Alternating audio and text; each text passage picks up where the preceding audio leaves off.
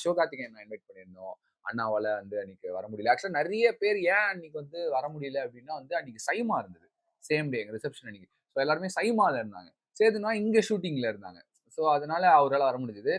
ஆனா அதுக்கப்புறம் கூட வந்து நெறைய பேர் வந்து மெசேஜ் பண்ணியிருந்தாங்க. ஆமா. சிவானாலாம் வந்து மெசேஜ் பண்ணிட்டு ம். விஷ் பண்ணியிருந்தாங்க. இந்த மாரி வந்து என்னால வர முடியல சாரி. பட் ஆனா வந்து ரொம்ப ரொம்ப ஹாப்பி அப்டின்னு அதுக்கப்புறம் நாங்க மீட் பண்ணோமா? இல்ல நம்ம இன்னும் மீட் பண்ணலையா?